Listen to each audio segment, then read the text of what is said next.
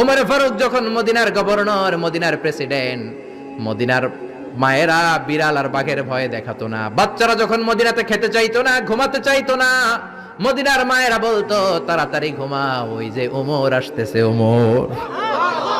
চিৎকার করে পড়েন আল্লাহু আকবার। সবার জন্য সমান নীতি।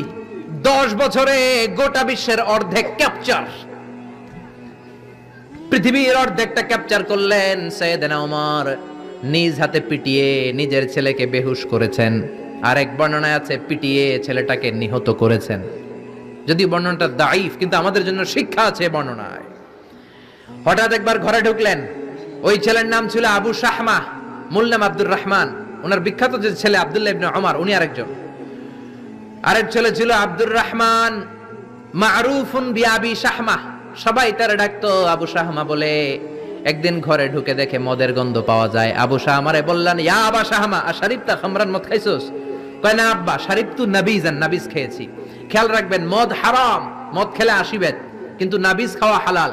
নাবিজ হচ্ছে আরব দেশেরা খায়, সাদা দুধের মধ্যে রাতে শক্ত খুরমা যদি 5টা ফেলে রাখেন, সকালে ওইটা দেখবেন দুধের রং আর সাদা নাই, খুরমার রস টেনে দুধটা লাল হয়ে গেছে। এটা খেলে স্বাস্থ্যের জন্য আরব দেশে খুব ভালো, কিন্তু এটা রাতে ভিজাইলে সকালেই খাইতে হবে। এটা যদি 3 দিন রেখে দেন, 4 দিন রেখে দেন, এটা তারির মতো মদ হয়ে যাবে, মাতলামি হবে, খাওয়া যাবে না।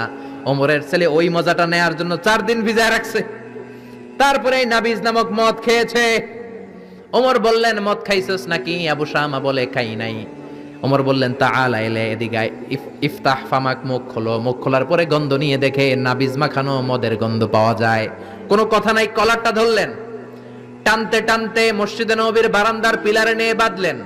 জোরের আজান হলো, নামাজ পড়লেন। নামাজের পরে সালাম ফিরালেন। সালাম ফেরানোর পরে বললেন, মাকানাকুম ইনদানা হাদ। নামাজের পরে সুন্নত পরে সবাই বসবেন, একটা বিচার আছে। এই গুরুদণ্ড, এটাকে আরবিতে বলে হাদ, প্লুরাল হচ্ছে হুদুদ। সবাই যখন ওযু করে ঢুকতেছিল, বারান্দায় দেখে ওমরের ছেলে বাধা। সবার চিন্তা, হায় হায় কি ঘটনা ঘটলো, প্রেসিডেন্টের ছেলে পিলারের মধ্যে বাধা কেন? নামাজের পরে হাজার হাজার সাহাবী সবাই বলল, খলিফা কি হয়েছে? মাল আমর, হোয়াট হ্যাপেন্ড? ওমরে ফারুক বললেন, এটাই নাবিজ খেয়েছে, তবে এটা মদ হয়ে গেছিল, এখন 80 বেদ দিব। কানা ঘুষা, কানা ঘুষা, হাজার হাজার সাহাবী। কেউ কেউ বলল, খলিফার ছেলে তো মনে হয় মারবে না, ধমক দিয়ে ছেড়ে দিবে। এরকম কিছু বিচার দেশে আছে না নাই? মিলায় দেয়, ঘুষ খায়া ছাইরা দেয়। এমপির পোলা হইলে 7 খুন মাফ, চিল্লা এখন ঠিক না? কেউ বলে না, ওমর সারার পাত্র না, তবে 80টা মারবে না, 40টা দিবে অ্যাটলিস্ট। কয়টা? ওমর ফারুক চেয়ারে বসলেন, হাজার হাজার মানুষ, পিনপতন, নীরবতা। জল্লাদরে বললেন, হাতি জিলদ মিন বাইতুল মাল, বাইতুল মালের ঘর থেকে খেজুর গাছের চামড়া দিয়ে বানানো বড় সাইজের একটা চাবুক আন, সবচেয়ে বড়টা আনবি। সবচেয়ে বড়টা আনা হলো। এবার ওমরে ফারুক বললেন, ইবদা বিসমিল্লাহ, শুরু কর আল্লাহর নামে। সাইয়েদনা ওমর ফারুকের সামনে দাঁড়িয়ে জল্লাদ মারবে 80টা বাড়ি। মারতে শুরু করেছে, ওয়াহিদ, ইসনাই, তালাতা, 3 বাড়ি মারার পরে ওমরে ফারুক জল্লাদকে দিলেন এক থাপ্পড়। 3 হাত দূরে যে পড়লো জল্লাদ। জল্লাদের হাত থেকে চাবুক তুলে ধমক দিলেন, তুই কি চাবুক মারোস নাকি চাকরি বাঁচাস?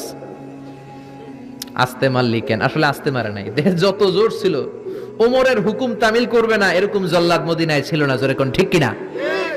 যত জোর ছিল তত জোরে মেরেছে, কিন্তু ওমরের পছন্দ হয় নাই। ওমর বললেন, ইনদাকা তালাতা ইনদি ওয়াহিদ, তোর হিসাবে 3টা, আমার হিসাবে মায়ের হইছে 1টা। আমি 2 নাম্বার থেকে শুরু করব। 2, 3 মারতেছে কে? মদিনাতে উনারসে পালোয়ান আর কেউ নাই। এক একটা বাড়ির আঘাতে ওমরের ছেলে আবু শামা চিৎকার করে কাঁদে। এক একটা বাড়িতে চামড়া ছিঁড়ে যায়, রক্তগুলো ছোপ ছোপ করে নববীর দেয়ালের মধ্যে লাগে।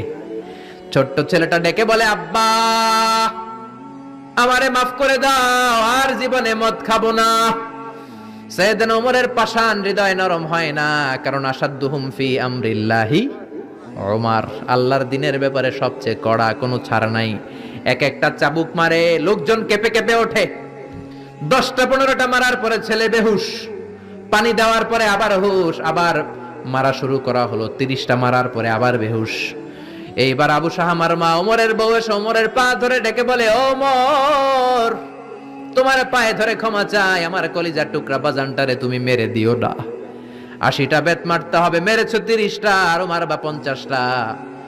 যা ওমর, প্রতিটা বেতের বাড়ির বিনিময়ে আমি আবু শাহামার মা একটা করে ওট আল্লাহর রাস্তায় সদকা করে দেব।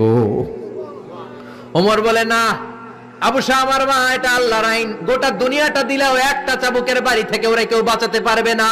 মারতে লাগলেন, আবার পানি দিয়ে আবার হুশ।